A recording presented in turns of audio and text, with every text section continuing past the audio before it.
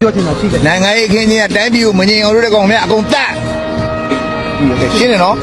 ကိုနေအောင်ပြောခဲ့တာနဲ့ပတ်သက်ပြီးတော့အနေငယ်ကျွန်တော်ဆွေးနွေးခြင်းပါတယ်ဗျကျွန်တော်ဒီ9-5ကကြီးနဲ့တော့လွန်ကျင်ချမ်းသာကိုရပြီးထောင်ကပြန်ထွက်လာတဲ့အချိန်မှာပဲဒါလိုင်းပေါ်မှာကိုနေအောင်ကနိုင်ငံတော်တည်ငြိမ်အေးချမ်းကြီးကိုပြက်ပြအောင်လုပ်တဲ့လူတွေကိုအကုန်တပ်ပြည့်ဆိုပြီးတော့အဲ့လိုပြောတော့တွေ့လိုက်ရတယ်နော်အဲ့တော့နိုင်ငံတော်တည်ငြိမ်အေးချမ်းရေးကိုပြက်ပြအောင်လုပ်တယ်ဆိုရင်ဒါ905ကကြီးဗျသူ့905ဒက်စကကြီးနဲ့အရေးယူရမယ်အရေးယူရင်အများဆုံးပြစ်ဒဏ်3နှစ်ပဲရှိတယ်ဗျเนาะကျွန်တော်တို့ကလည်းဒါနိုင်ငံတော်တည်ငြိမ်အေးချမ်းရေးကိုပြက်ပြအောင်လုပ်တယ်ဆိုပြီးဒါ905ဒက်စကကြီးနဲ့အရေးယူပြီးတော့ထောင်3နှစ်ချခဲ့တာပေါ့เนาะအဲ့ဒီအကျဉ်းသားတွေကိုတော့နိုင်ငံတော်ကဒါအမျိုးသားပြန်လည်သင့်မြတ်ရေးအတွက်ဆိုပြီးတော့တော့ပြန်လှုပ်ပေးခဲ့တယ်ပေါ့နော်ပြန်လှုပ်ပေးခဲ့တယ်တက်တာဝေးပေးခဲ့တယ်အားလုံးအကျဉ်းသားအချုပ်သား8000ကျော်လောက်နော်အဲလူငင်းချမ်းသာကိုရခဲ့တယ်ဒါကောင်းတယ်ဗျဒါကြိုးစိုးရမှာအဲ့တော့နိုင်ငံတော်တည်ငြိမ်အေးချမ်းရေးကိုပြက်ပြအောင်လုပ်တယ်ဆိုရင်လေသူ့ကိုထောင်3နှစ်ပဲအများဆုံးအပြစ်ပေးလို့ရတယ်သူ့ဒေတာပေးလို့မရဘူးနော်ကိုနေအောင်ကြီးကနိုင်ငံတော်တည်ငြိမ်အေးချမ်းရေးကိုပြက်ပြအောင်လုပ်ရင်တပ်ပြည့်ဆိုဟာအကုန်တပ်ပြည့်ဆိုဒါကတော့ဥပဒေလက်လွတ်စကားဖြစ်တယ်ဗျနော်ဒီလိုပြောလို့မရဘူးเนาะဒီစကားမျိုးကိုเนาะနိုင်ငံတော်တည်ငြိမ်အေးချမ်းရေးကိုပြက်ပြောက်လို့အကုန်သတ်ပြစ်ဆိုတာနိုင်ငံတော်သမ္မတတော်ပြောလို့မရဘူးဗျာနိုင်ငံတော်သမ္မတပြောရင်နိုင်ငံတော်သမ္မတကိုနှုတ်ထွက်ရမယ်သူ့ကိုအရေးယူရမယ်ဗျာเนาะအဲ့တော့ဒါပြောလို့မရဘူးဗျာเนาะဒါပြောလို့မရဘူးဒါအကြမ်းဖက်တဲ့လူတဲ့စကားเนาะအကြမ်းဖက်ဆန်တဲ့စကားလည်းဖြစ်တယ်ပေါ့เนาะနိုင်ငံသားတွေအသက်အန္တရာယ်ကိုချင်းချောက်လိုက်တာလည်းဖြစ်တယ်ဒီစကားတွေကနိုင်ငံတော်ရဲ့ငြိမ်းချမ်းရေးနဲ့တည်ငြိမ်အေးချမ်းရေးကိုလည်းပြက်ပြားစေတယ်ဗျာနော်အဲ့တော့လူဆိုတာတခါတလေစိတ်လိုက်မှန်ပါပြောမှဆိုမှလည်းဖြစ်တတ်ပါတယ်နော်ဖြစ်တတ်ပါတယ်အဲ့တော့ကိုနေအောင်နေနဲ့စိတ်လိုက်မှန်ပါပြောမှဆိုမှဖြစ်သွားတယ်ဆိုရင်လည်းကိုယ်စကားကိုပြန်ရုပ်သိမ်းလိုက်ပါလို့ဒါကျွန်တော်အကြံပေးခြင်းပါတယ်ဗျာနော်ကျွန်တော်တောင်းဆိုခြင်းပါတယ်အဲ့ဒါလေးပါဟုတ်ကဲ့အားလုံးမြန်မာပြည်ကြီးအများငြိမ်းချမ်းပါစေအားလုံးအဆင်ပြေကြပါစေဗျာကျွန်တော်9မိနစ်ပါကျွန်တော်ရုပ်ရှင်တရုပ်ဆောင်ဦးနေအောင်နဲ့ဖတ်တက်ပြီးတော့ဦးနေအောင်ပြောတဲ့စကားလေးတွေပုံမှာပြန်လဲတင်ပြပြီးဆွေးနွေးခြင်းလို့ပါကျွန်တော်ကိုဆွေးနွေးခွင့်ပြုပါဦးနေအောင်ကျွန်တော်မဆွေးနွေးခင်စကြမှာဦးနေအောင်ကိုကျွန်တော်ဒေသကုန်ရတဲ့အချက်လေးတစ်ချက်ကျွန်တော်ပြောပြစီအဲ့ဒါကတော့ဒီလောက်နုပညာရှင်တွေအများကြီးရဲ့မှာဘယ်သူမှမခိုင်းပဲကိုယ်ယုံကြည်ချက်နဲ့ကိုယ်ရည်တည်ချက်နဲ့အကူပြက်ပြက်သားသားပြည်တော်စုကြံ့ခိုင်ရေးနဲ့ခွင့်ပြိုးရေးအသင်းပေါ်မှာရက်တည်ပြီးမဲဆွယ်စီယုံပေးနေတဲ့ပြတ်သားတဲ့ဆုံးဖြတ်ချက်ကိုကျွန်တော်ဟာလေးစားပါတယ်လို့ပဏမဥစားဆွေးနွေးလိုပါတယ်ဒါကကျွန်တော်ဦးနေအောင်ပေါ်မှာလေးစားတဲ့အချက်ကိုတင်ပြတာပါနောက်တစ်ခုတင်ပြချင်တာကကြတော့ဦးနေအောင်ဟာမိမိယုံကြည်ရာမိမိခံယူချက်ရှိတဲ့ပြည်တော်စုကြံ့ခိုင်ရေးနဲ့ဖွံ့ဖြိုးရေးအသင်းကိုမဲဆွယ်ပေးတဲ့နေရာစီယုံပေးတဲ့နေရာမှာပြောတဲ့စကားတွေဟာအများပြည်သူလူထုဤစံဓာတ်နဲ့စန့်ကျင်ရာရောက်နေတာကိုတွေ့နေရပါတယ်အဲ့ဒါကတော့ကျွန်တော်ရုပ်ရှင်တရုပ်ဆောင်ဦးနေအောင်ဟာတမတော်ပေါ်မှာကျေးဇူးရှိတဲ့အကြောင်းတမတော်ဟာကျေးဇူးမေးလို့မရတဲ့အကြောင်းခင်မွန်ကြီး10ပါးထိုက်တဲ့အကြောင်းပြောပါတယ်ဟုတ်ပါပြီဒါဟာဗုဒ္ဓဘာသာဝင်နေမှန်ရင်ခင်မွန်ကြီး10ပါးနဲ့ပတ်သက်ရင်ကျေးဇူးတရားကိုမမေ့ကောင်းပါဘူးဒါဖရားဟောခဲ့တဲ့တရားပါဒါပေမဲ့ခင်မွန်ကြီး10ပါးဟာဘယ်သူလဲဆိုတာကိုဦးနေအောင်မသိတာတော့ကျွန်တော်အံ့ဩမိပါတယ်အားကြောင့်လည်းဆိုဦးနေအောင်ကျွန်တော်ထက်အတများကြီးတယ်95နှစ်ရှိပြီတမတော်ကခမရရဲ့ဂျေစုရှင်ခမရရဲ့ဘိုးဘမိဘတွေလက်ထက်ကလေးကဝန်ထမ်းတွေတမတော်ဝန်ထမ်းတွေဖြစ်ခဲ့တယ်ဆိုတာလက်ခံတယ်ဦးနေအောင်မြင်ခဏတိုင်းပြည်အုပ်ချုပ်မင်းလုပ်နေတဲ့ဘိုးချုပ်မူကြီးမင်းအောင်လှိုင်ထက်အသက်ကြီးနေပြီဦးနေအောင်ရဲ့ဖခင်ဟာတမတော်ဝန်ထမ်းဖြစ်ခဲ့တယ်ဆိုရင်လေအဲ့ဒီတမတော်ဝန်ထမ်းအနေနဲ့က ဘယ်နှခုနှစ်ကဖြစ်ခဲ့တာလဲအဲ့ချိန်တုန်းကတပ်မတော်ကိုမြန်မာနိုင်ငံတပ်မတော်လို့ခေါ်သလားပြည်သူတပ်မတော်လို့ခေါ်သလားအဲ့ဒါဗိုလ်ချုပ်အောင်ဆန်းလက်ထက်တုန်းကဦးနေအောင်ရဲ့မိဘများကတပ်မတော်ရဲ့တောင်းကိုထမ်းခဲ့တာဖြစ်ပါလိမ့်မယ်ဘယ်သူခေဘယ်သူစနစ်မှာပဲထမ်းပါတကယ်ကျေးဇူးရှိသူဟာတပ်မတော်လားတကယ်ကျေးဇူးရှိသူဟာပြည်သူလားခွဲခြားစိတ်ဖြာသိရှိဖို့ကောင်းပါတယ်ဦးနေအောင်တကယ်တော့တပ်မတော်ဆိုတာပြည်သူဝင်ထမ်းပါပြည်သူကပေးပြည်သူကကြွေးတဲ့လားစာနဲ့တပ်မတော်လို့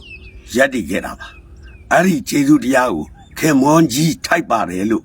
သိရှိနားလည်ရင်တကယ်ခင်မွန်ကြီးထိုက်သူဟာတပ်မတော်မဟုတ်ဘူးဆိုတာခင်ဗျကွန်းကွက်နားလည်နိုင်ပါလိမ့်မယ်တကယ်ခင်မွန်ကြီးထိုက်တဲ့ပြည်သူကိုခဏတပ်ဖြတ်နေတဲ့အစိုးရကိုမှခင်ဗျအစိုးရလို့သူကိုသူကင်မွန်းတက်ထားတဲ့အာနာရှင်ကိုခင်ဗျကကျေးဇူးရှိနေသေးတဲ့ဆိုရင်တော့ခင်ဗျတကယ်ခုတ်ရတခြားထိတ်ရတခြားဖြစ်နေပါလိမ့်မယ်တကယ်ခင်မွန်းကြီးဟာဘယ်သူလဲဆိုတာကိုခင်ဗျသိဖို့အရန်ကောင်းပါတယ်နောက်ပြီးတော့ခင်ဗျပြောတယ်ဗျာတပ်မတော်ကပေးတဲ့ပိုက်ဆံတွေလစာတွေနဲ့ခင်ဗျက BSc MSc ဘွဲ့ရခဲ့တယ်ဒီကျေးဇူးကိုကျွန်တော်မေးလို့ရပါမလားမှန်တာပေါ့တပ်မတော်ကိုကျေးဇူးတင်ရမှာလားကျွန်တော်ခုနမေးခွန်းလို့ပါပဲတပ်မတော်ကိုလှုပ်ကြွေးတမှုတပ်မတော်အပေါ်မှာနာစာတွေထုတ်ပေးနေတဲ့ပြည်သူတွေရဲ့ချွေးနှဲစာနဲ့ရရှိလာတဲ့ကျေးဇူးတရားကိုသိပြီးငါရထားတဲ့ MSc ဘွဲ့ဒီငါရထားတဲ့ BSc ဘွဲ့ဒီတို့ပြည်သူလူထုကနေပေးလို့တို့ဖေဖေရတယ်တို့ဖေဖေကရလို့ငါကြောင်းနေရတယ်ငါကြောင်းနေရလို့ဒီဘွဲ့ရတယ်လို့ခမနားမလဲဘူးလားကျေးဇူးရှိသူကိုကျေးဇူးကမ်းနေတာကခမလူမှားနေတယ်နော်တမတော်မဟုတ်ဘူးခမကျေးဇူးရှင်ကတကယ်ကျေးဇူးရှင်အစ်စ်ကပြည်သူလူထုဖြစ်တယ်ဆိုတာကိုခမလုံးဝမမေ့စေချင်ဘူးဗျာနောက်တကအခုပြည်တော်စုနဲ့ကြက်ကန်ရေးဖွံ့ဖြိုးရေးအသင်းကိုနှလုံးသားတွေကချစ်တယ်ဘာကြောင့်လဲပြည်တော်စုကြက်ကန်ရေးနဲ့ဖွံ့ဖြိုးရေးအသင်းဆိုတာစစ်တပ်ကနေလာတာဟုတ်ပြီကျွန်တော်တို့ပြည်သူလူထုတစ်ခုလုံးကသိရှိနားလည်ထားတာက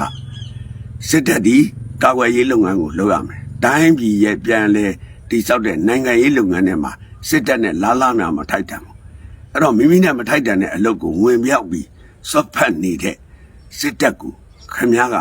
ထောက်ခံနေခြင်းဒီပြည်သူလူထုအပေါ်ကိုစော်ကားရရောက်ပါတယ်။ဘာကြောင့်လဲဒီမိုကရေစီဖက်ဒရယ်ဒီမိုကရေစီနိုင်ငံတည်ထောင်တော့မယ်ဆိုရင်ဒီမိုကရေစီစနစ်ဟာအချုပ်ချာအာဏာဤမူလပိုင်ရှင်သည်ပြည်သူလူထုသာဖြစ်သည်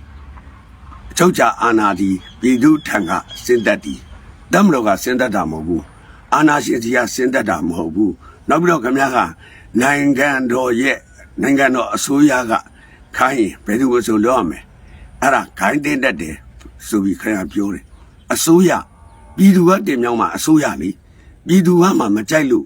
စန့်ကျင်ထားတဲ့အကွက်အစည်းပြည်သူကိုတက်ရွာတွေကိုမိရှုတားပြုတ်သမီးတွေမရင်းပြအဖိုးဖွားတွေကိုဟာလာအရှင်လက်လက်မိရှု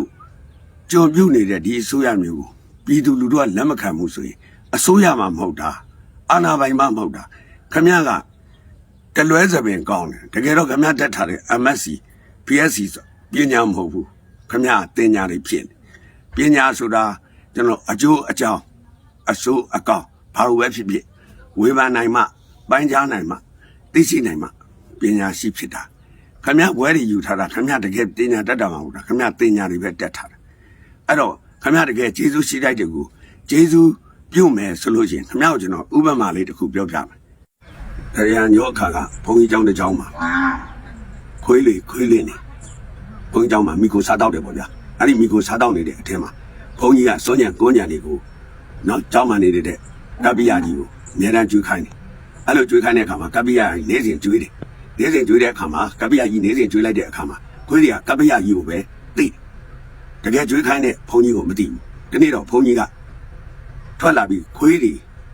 စောညံကိုညံစားနေတဲ့အခါမျိုးမှာပီတိဖြစ်ခြင်းလို့ဘုန်းကြီးကလာကြည့်တဲ့အခါမှာအဲ့ဒီခွေးတွေကထမင်းကျွေးတဲ့ဘုန်းကြီးကိုကတ်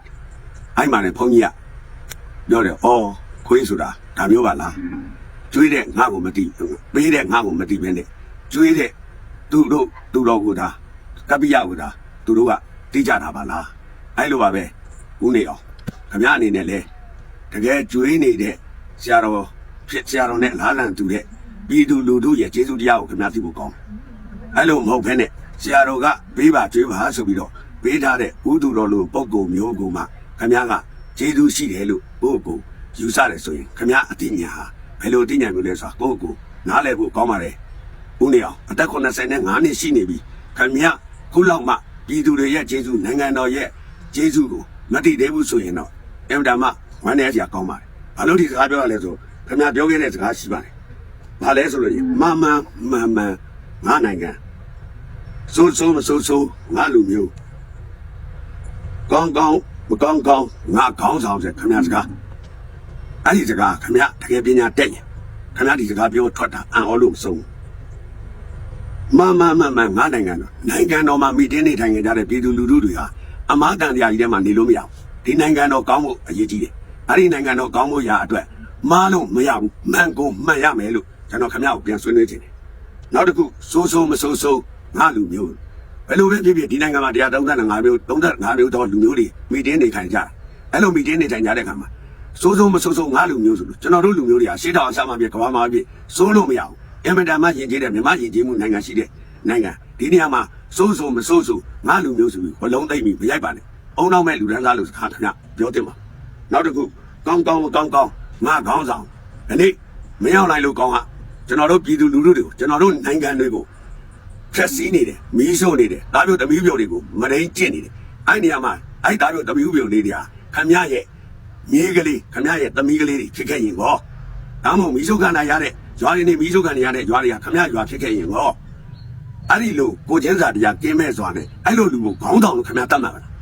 အဲ့လိုခေါင်းဆောင်လို့ခင်ဗျတတ်မှတ်မယ်ဆိုရင်တော့ခင်ဗျဟာ MSC တွေလည်းမပြောနဲ့ BSC လည်းမပြောနဲ့ MA လည်းမပြောနဲ့ခင်ဗျားကစာရွက်ပေါ်ကစာတန်းလေးကိုပိုင်တာနဲ့ခင်ဗျားကိုခင်ဗျားဘွဲရပညာတတ်လို့ထင်တာပညာဆိုတာဆရာတော်ဘုရားကြီးကပြောတယ်ကောင်းခြင်းမကောင်းခြင်းကိုဝေဖန်ပိုင်းခြားသုံးသပ်နိုင်မှပညာရှိတယ်လို့ပြောထားတာအဲဒါကြောင့်မလို့ဦးနေအောင်ခင်ဗျားဘုံမလင်းလင်းပြောရင်နော်ခင်ဗျားအနေနဲ့ကပြည်သူလူထုပေါ်မှာရောတိုင်းပြည်ပေါ်မှာရောတစ္ဆာဖောက်နေတဲ့လူဒန်းစားနောက်ကနေလိုက်နေတဲ့ခုနနော်ဆရာတော်ကိုကျေးဇူးမသိပဲဘိုးသူတော်ကိုကျေးဇူးသိတဲ့လူတယောက်ဖြစ်နေတယ်ဆိုတာကိုခင်ဗျားကိုကျွန်တော်ပြောပြခြင်းလို့တော့ဒီ file လေးကိုလန့်တင်လိုက်တာအဲ့ဒါကိုနေအောင်ခင်ဗျားသိဖို့